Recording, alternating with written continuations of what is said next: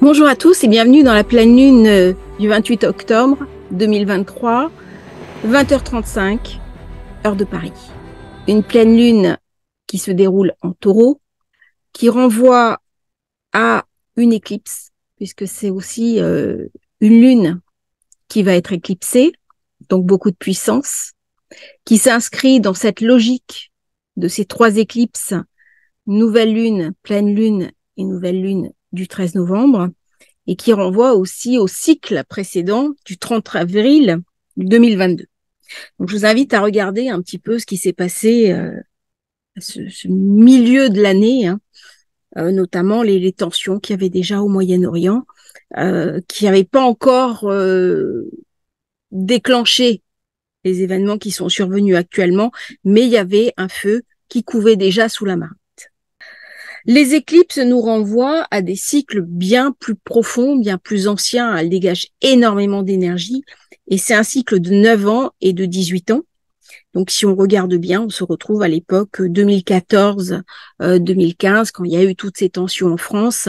Là, nous avons pas mal d'alertes à la bombe. Il y a eu des choses très dures qui se sont passées et des événements, bien entendu, qui sont assez stressants, qui sont assez inquiétants et où nos émotions sont sollicitées profondément. Alors, j'avais dit dans la vidéo sur Mercure, qui arrivait en Scorpion, que Mercure avait capacité à gérer un petit peu le côté intellectuel, à ne pas se laisser trop aller à ses émotions. Bah là, avec cette pleine lune, c'est un peu loupé. C'est-à-dire que la lune qui est en taureau, elle est chez elle, elle est dans son domicile, mais elle est complètement émotive, complètement émotionnelle. Et c'est une lune qui est enflée en plus par cette conjonction à Jupiter. C'est-à-dire autant Jupiter et la Lune sont très amis, ça amène des choses très positives, mais au plan des émotions, ça va me rendre complètement hypersensible, hyper fragile et irascible. Parce que j'ai une opposition, eh bien, non seulement au Soleil, mais aussi à Mercure et Mars, qui se trouvent en face de moi. Dans ce contexte, ça va être difficile de traverser la période sans rien ressentir. Cette lune en taureau, elle vient me raconter qu'il n'y a pas si longtemps, le nœud nord était lui-même en taureau et que le nœud sud se trouvait en scorpion. Donc il y avait quelque chose déjà qui avait pourri et dont le pourrissement ne demandait qu'à sortir. Et Mars était régent au nœud sud. Et là, on a vu ce qui s'est passé sur Mars qui est passé sur le signe de la Balance, comment ça a déclenché un petit peu tous ces événements dramatiques. Et là, Mars, il est chez lui en Scorpion, en face de la Lune. Ça veut dire quoi? Eh bien, un partage au niveau émotionnel. Alors, c'est valable au niveau mondial, c'est valable aussi au niveau personnel, entre la raison que je dois garder, comment je dois prendre du recul, par exemple, avec les événements, comment je dois quand même continuer mon quotidien, et puis ce côté très inquiet, ce côté même terrifiant de la tournure des événements du monde, qui va avoir des impacts sur ma vie. Parce qu'une crise au Moyen-Orient, ça va forcément vouloir dire augmentation du pétrole. Ça va dire aussi des conséquences sur mon quotidien. On le voit bien en ce moment avec les alertes à la bombe et les menaces qui pèsent sur chacun d'entre nous tout autour du monde. C'est-à-dire qu'on est sur deux compréhensions du monde qui s'opposent et qui sont irréconciliables. Est-ce que je suis du côté de la vie, de l'avenir et de la paix, ou est-ce que je pense que mon objectif final est plus important que ma vie et plus important que la vie de mes proches? Et là, je me retrouve en logique de Neptune, Neptune qui est aussi le fondamentalisme et qui s'oppose à Vénus. Vénus, j'ai fait passer une vidéo en disant que dans le signe de la Vierge, elle n'est pas très à l'aise. C'est-à-dire, elle est sous contrôle. Il y a quelque chose de bridé et quelque chose, voire même de sacrifié par la présence de la lune noire qui est conjointe avec elle. C'est-à-dire qu'il y a une dimension de l'être auquel je ne peux plus avoir accès. Et c'est d'autant plus dérangeant que Vénus dirige la Lune, Jupiter et Uranus.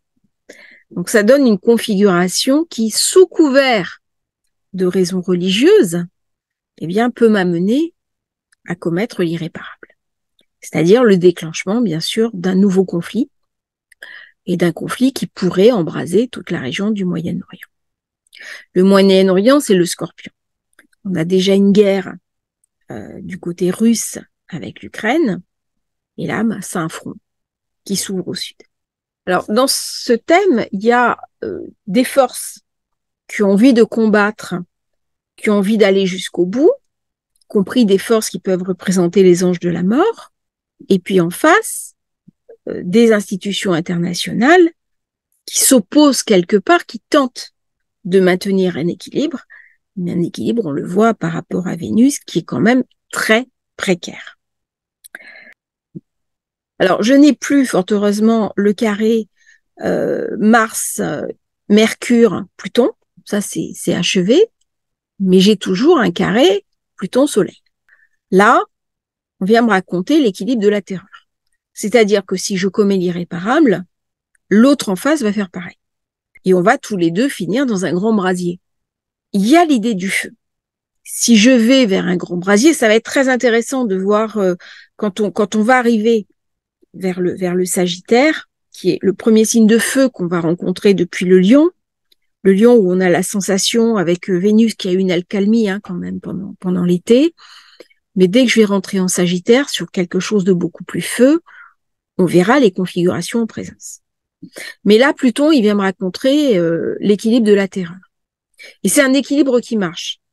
C'est-à-dire que le politique, d'un côté, peut vouloir engager une action, mais d'un autre côté, il y a quand même dans chaque pays des contre-pouvoirs, dont l'armée, dont parfois les services de renseignement, qui, eux, ont bien conscience de cet équilibre de la terreur.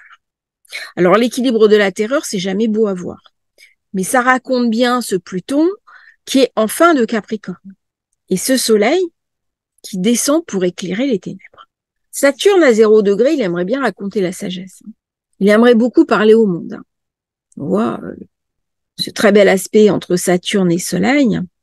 Il vient raconter aussi ce qui s'est passé dans le passé. La Première Guerre mondiale, la Deuxième Guerre mondiale. On se dit, on va peut-être éviter la troisième. Est-ce qu'on a encore les moyens d'éviter la troisième? Terrifiant comme question. Eh bien, c'est justement la question que vient poser cette lune en Taureau. Le Taureau, c'est non seulement l'argent, l'avoir, mais c'est aussi mon histoire. L'histoire de ma famille, l'histoire de ma lignée. C'est tout ce que j'ai de l'ordre de la transmission, y compris des mémoires transgénérationnelles qui ont souffert de la guerre. Et là, cette lune, elle vient raconter cette idée de la nécessité d'entrer dans des forces de vie contre des forces de mort. Dans cette pleine lune, Taureau, Scorpion sont interceptés. Ça vient donc mettre le doigt sur quelque chose. Avec le Taureau, je suis dans Eros. Mars, il peut comprendre le langage d'Eros. D'ailleurs, c'est l'amant. Mais à condition qu'il canalise ses propres pulsions, qu'il canalise ses propres besoins. S'il n'arrive pas à garder le contrôle, c'est-à-dire s'il est assoiffé de vengeance ou de conquête ou d'idéologie fondamentaliste, eh bien, il va se mettre du côté de Thanatos. Et actuellement, ce qui est assez dingue, je suis une ancienne avocate, et lorsque j'essaie de comprendre les forces politiques en présence, j'écoute aussi ce que racontent certains religieux. Et ça permet de comprendre leur état d'esprit, de comprendre le monde et de comprendre leur carte du monde. C'est-à-dire, le conflit là en présence, c'est pas un conflit territorial. Le conflit territorial n'est qu'un prétexte à une idéologie conquérante. Qui va gagner? Et si je ne comprends pas l'idéologie qui est sous-tendue derrière, eh bien, je ne peux pas comprendre les forces en présence et le monde qui m'est raconté. Et je regarde le monde qui m'entoure, de par les conséquences que ça va avoir, parce que c'est utopique d'imaginer que dans un monde mondialisé, et en plus dans une compréhension telle que nous l'avons actuellement en France, avec une population très sensible à la cause palestinienne, c'est complètement utopique de penser que nous n'allons pas être impactés dans notre quotidien par les événements qui vont se passer au Moyen-Orient. Et là, eh bien, j'ai la Lune qui est à 4 degrés en Taureau. Iran, la Lune, elle est à 28 degrés en Taureau, et Israël, elle est à 14 degrés en Taureau. Elle tombe sur le Jupiter. Donc il y a, on voit bien les États-Unis qui sont venus protéger quelque part Israël, qui ont posé les bâtiments. Jupiter représentant souvent les États-Unis, en compréhension géostratégique. Là, bien sûr, eh bien, j'ai le nœud sud, Israël, qui tombe en Scorpion, 14 degrés. 14 degrés, donc la conjonction à Mars-Mercure, et on voit l'agression, quelque part, qui est de l'ordre de Pluton. Le cycle arabo-musulman étant dominé par Pluton-Jupiter, et le cycle israélien plutôt Jupiter-Neptune. Qu'est-ce qui peut ramener un petit peu l'équilibre? C'est l'ascendant Gémeaux. C'est l'ascendant Gémeaux qui vient raconter que si ça part trop loin, il y aura plus de possibilités de faire machine arrière. C'est-à-dire que les enjeux auxquels je vais être confrontée me dépassent totalement. L'éclipse suivante est très dure, celle du 13 novembre. Là, dans la pleine lune, c'est comme s'il y avait un souffle, une respiration. J'ai presque envie de parler de la respiration de la bête. Dans les textes eschatologiques actuellement, il y a l'idée qu'on est dans une période de fin du monde, qu'on est dans l'idée de la fin d'un temps. Alors certains hésitent, comme Annick de Souzenel, à dire est-ce que c'est la fin d'un temps, est-ce que c'est la fin des temps? Mais il y a beaucoup de littérature en ce moment qui sortent là-dessus, qui sont assez désespérants quand on les regarde, c'est tout simplement terrifiant. Et pourtant, je pense pas que la réponse soit là. Je pense que la réponse, elle est une interrogation au nœud nord, qui certes est en bélier, mais le bélier représente la tête, il représente la raison. Et c'est une invitation à se dire, est-ce que je ne suis pas allée trop du côté émotionnel? Est-ce que c'est une bonne manière de vivre le monde? C'est-à-dire que quand on lit la presse, par exemple, quand on lit les commentateurs, on est dans quelque chose où il n'y a plus que de l'émotionnel. Il n'y a plus capacité à réfléchir le monde. Il n'y a plus capacité à se détacher des événements pour se dire comment je peux comprendre le monde à travers l'histoire, à travers le symbolique, à travers l'analyse, à travers l'écoute. En fait, chaque groupe est invité à voir le monde à travers sa propre lorgnette. Et du coup, ça donne quelque chose qui est complètement atomisé. Alors, comme j'ai dit plusieurs fois, ça fait vendre du papier. Ça fait pleurer dans les chaumières. Et par contre, ça crée un risque de désagréger en profondeur une société. Rousseau parlait du pacte social. Il disait qu'une société est agrégée parce qu'il y a une volonté de vivre ensemble. On ne fait pas société parce qu'il y a une juxtaposition de personnes. Or, on est passé d'une société avec un pacte, une république qui est balance, à un espèce de tissu beaucoup plus éclaté, où il n'y a plus d'homogénéité et où il y en a de moins en moins de parce que les politiques nous amènent. Et là, par contre, ça peut prendre une tournure dangereuse. Et on en voit bien en ce moment le déroulé. Et ça, c'est la corrosion qui a été amenée par Pluton en Capricorne. C'est-à-dire, on est sur les derniers degrés. Pluton a complètement corrodé les États-nations, et en particulier les démocraties. Quand Joe Biden dit à Poutine que c'est lui le responsable de l'attaque des démocraties, si on regarde l'astrologie, c'est pas tout à fait exact. C'est-à-dire qu'on a des forces en présence qui, quelque part, ont toutes contribué à éroder l'idée de la démocratie. Quand il est venu en Israël et qu'il a dit à Netanyahou, ne faites pas la même erreur que celle que nous avons faite, il parlait de la surréaction des États-Unis après le 11 septembre. D'ailleurs, tout le monde a bien compris après le 11 septembre que les Américains étaient victimes quand il y a eu l'effondrement des tours. Ça faisait aucun doute. Il y a eu à ce moment-là un énorme mouvement de solidarité vers les États-Unis. Par contre, quand il y a eu une volonté de vengeance et quand il y a eu une volonté de représailles, notamment en Irak, qui a tiré les marrons du feu? Ce sont les fondamentalistes. C'est-à-dire, c'est une attaque, c'est une technique d'attaque qui est très connue dans l'art de la guerre. On va attaquer l'ennemi, on kidnappe quelques femmes, des enfants, enfin, on fait des choses qui sont terribles, qui sont abominables, et on va le faire surréagir. Et il va nous attaquer. Et là, il va complètement se lâcher. Et du coup, je vais pouvoir dire au monde entier, voyez comment il m'a attaqué. Et au départ, c'est une histoire complètement autre qui est la réalité. Sauf que avec l'émotionnel, et là, la lune dans le taureau, elle le montre bien, cet émotionnel. Eh bien, c'est une toute autre histoire qui nous est racontée. L'histoire qui nous est racontée, c'est Mercure. Quelle histoire va nous être racontée? Alors, il y a des auteurs qui disent que les trois guerres seraient reliées, c'est-à-dire la première, la deuxième, et qu'on serait dans les tensions du déclenchement d'une troisième. C'est absolument terrifiant. Ce sont des géopolitiques qui ont ce genre d'analyse. Mais par contre, si j'écoute l'historicité, où pendant la Seconde Guerre mondiale, j'avais 1500 personnes qui mouraient toutes les heures, puisqu'une guerre, ça vient complètement dévorer des personnes, est-ce que ma seule réponse au conflit en cours, c'est justement de faire la guerre? Est-ce qu'il n'y a pas une autre voie? Une voie diplomatique, une voie légale?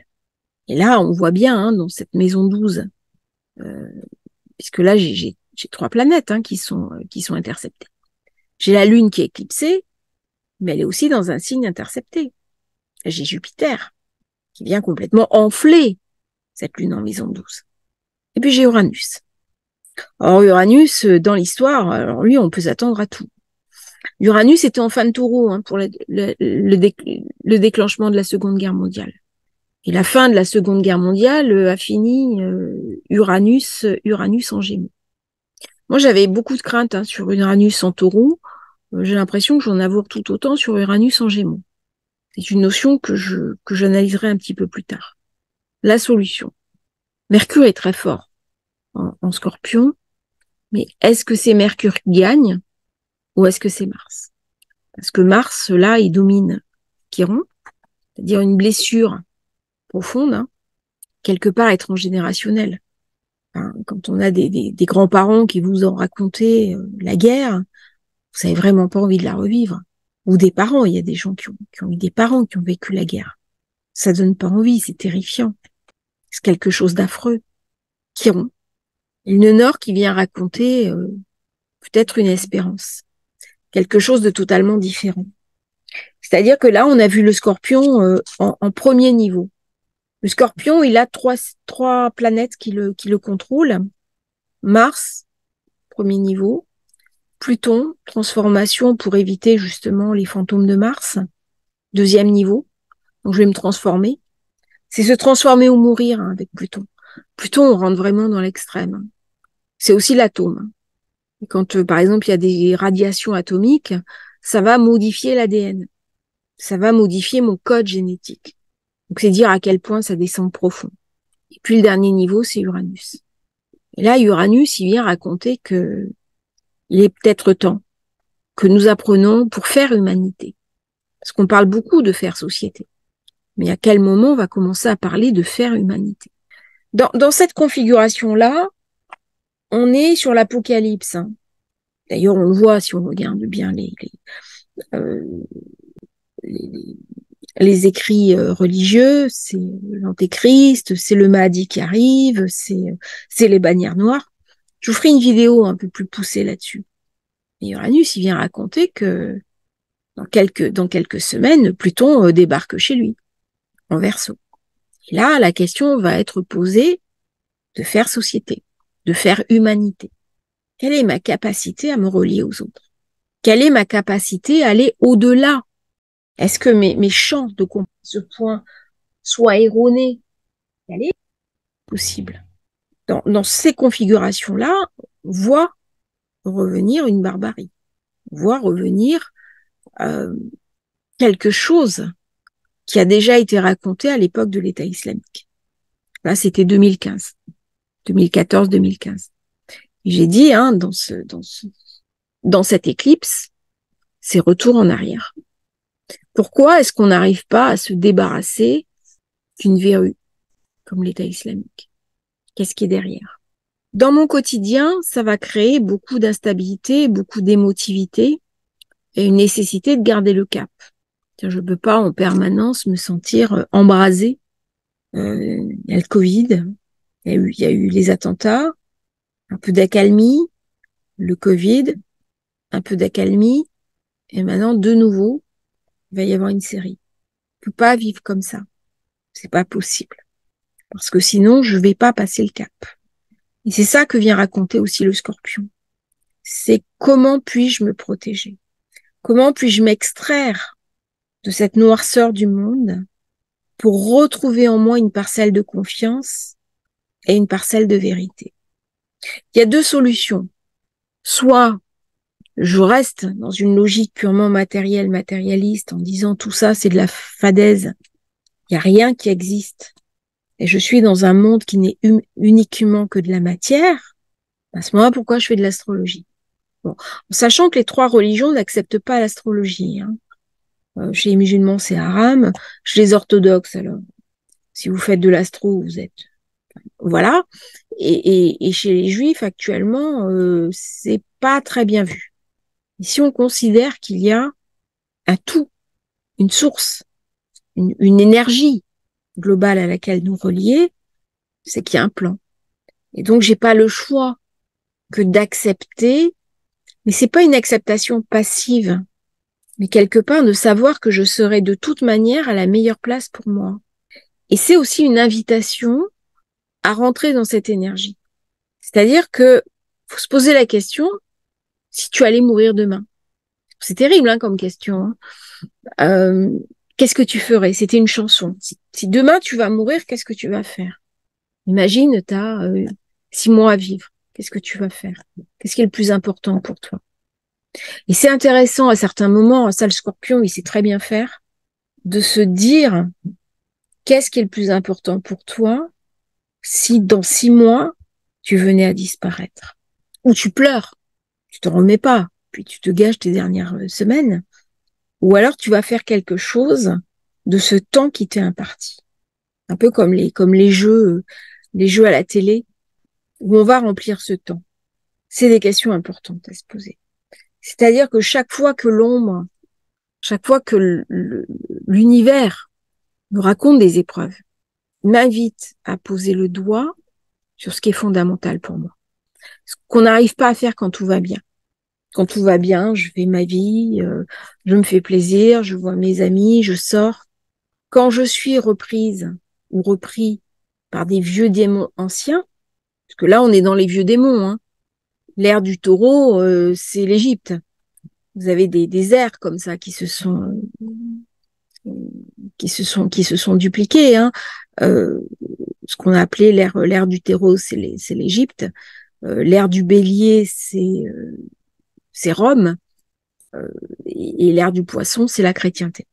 Bon, la chrétienté, je dirais plutôt le monothéisme. Bon, en sachant que le judaïsme est beaucoup plus ancien. Mais l'islam ou la chrétienté sont apparus à l'ère du poisson. Et maintenant, on s'achemine, ou on est déjà, ça dépend des auteurs, dans l'ère du Verseau.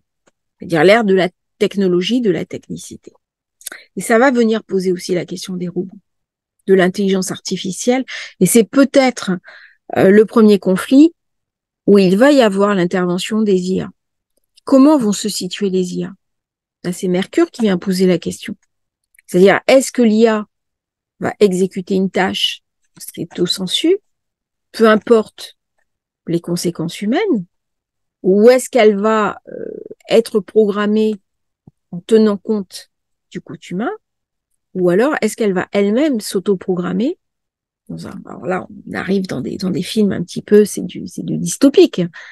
Mais c'est tout à fait possible d'imaginer que l'IA elle-même vienne se questionner par rapport aux réponses qu'elle va donner en situation de conflit.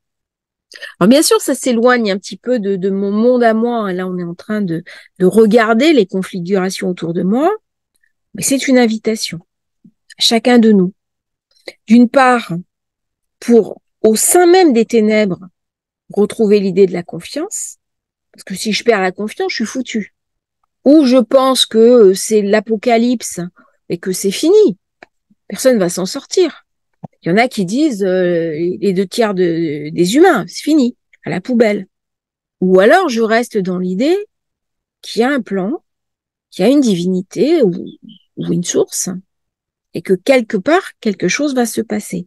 Il y aura forcément de la casse si on s'achemine vers un conflit. Et au plus le conflit sera important, au plus il y aura de la casse. Et là, par rapport au taureau, on est dans la régionalité. Ou est-ce que c'est un conflit qui va être régional et qui va être tenu? Parce que c'est quelque chose qui va s'étendre, qui va prendre de l'expansion. Jupiter. Ça prend de l'expansion, à un moment donné ou à un autre, je vais être profondément impactée dans ma vie de tous les jours. C'est important de ne pas ressentir ce décalage. Les personnes qui sont en décalage par rapport aux événements, et par contre, le jour où on est rattrapé, c'est terrible, parce qu'on n'a pas pu anticiper. Ça va être à moi, il va se passer beaucoup de choses. En plus, il y a des explosions solaires. Bon, c'était le 3 juillet 2023, hein, il y a eu une éruption solaire de classe X qui est la plus puissante sur l'échelle d'intensité dirigée directement vers notre planète. Et pour les hindouistes, donc pour les sages, hein, qui sont une des plus vieilles religions en cours, bah, c'est très mauvais signe. C'est très mauvais signe. Ça veut dire que ça annonce des grands événements, des grands bouleversements, et notamment des guerres qui sont à venir et qui peuvent être importantes. Chaque passage, chaque éclipse n'a jamais donné lieu systématiquement à une configuration dramatique. Mais là, il y a quelque chose de nous-mêmes, de notre humanité, que l'on vient questionner, que l'on vient interroger. Vient se poser, bien sûr, la question du nucléaire. Pluton Capricorne, c'est aussi la capacité que j'ai à polluer mon environnement, à le vitrifier. C'est-à-dire que le premier qui appuie, là c'est simple, hein, il y aura plus de gagnants. Il n'y aura de toute façon que des perdants. Et l'équilibre qui a été donné, c'est vraiment un équilibre de terreur. Mais c'est aussi une guerre pour les terres, pour les ressources, mais plus encore, c'est une histoire d'idéologie. C'est-à-dire, je hais l'autre, ok, il m'a pris ma terre. Mais au final, c'est même pas ça.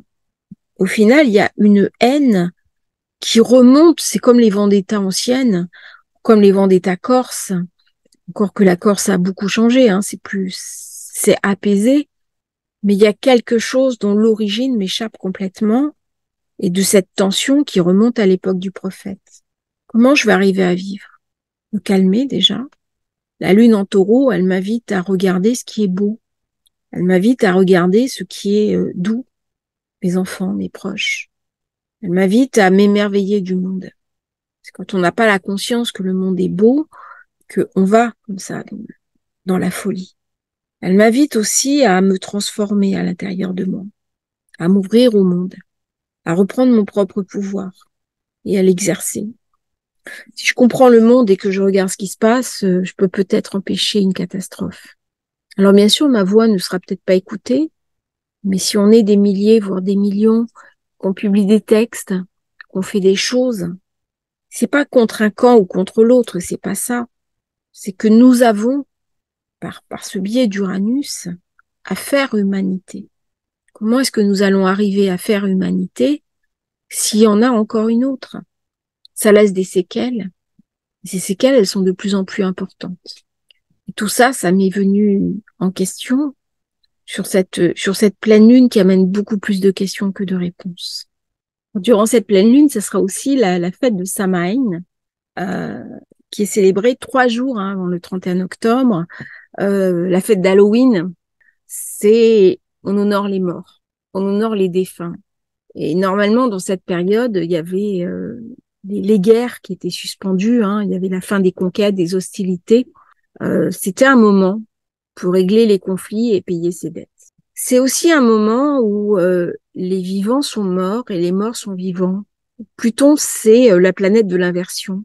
Et là, on voit bien ce basculement où quelque part, on va sur les tombes. Hein, c'est la fête des morts, c'est la Toussaint catholique, mais c'est surtout le 2 novembre, où on va honorer les morts, puisque c'est la fête des trépassés, en fait, et on va leur redonner vie. C'est-à-dire, on va pas les honorer en tant qu'entité morte, on va quelque part les chercher dans la tombe. Et cette idée d'aller chercher dans la tombe, cette idée de morts qui sont en fait vivants, on le retrouve hein, en islam à la fin des temps. Et on le retrouve aussi d'une certaine manière dans le judaïsme. Il y a une idée de jugement. Et dans le contexte actuel, soit on va vers le côté Samhain, où on arrête les combats, soit au contraire, eh bien, on va donner plus de vivants à dévorer à la bête. Et là, on va entrer dans quelque chose qui est particulièrement mortifère et particulièrement sordide. Et nous allons de toute façon tous, absolument tous, être impactés, ne serait-ce qu'au point de vue des images, ne serait-ce qu'au point de vue du contexte, par la douleur qui va venir sur Terre. J'espère qu'elle vous aura intéressé. Le contexte est assez philosophique. Je vous souhaite une merveilleuse pleine lune. Prenez soin de vous. Et c'est un moment important pour se retrouver. N'hésitez pas à liker, à vous abonner à la chaîne et à bientôt pour une nouvelle transmission.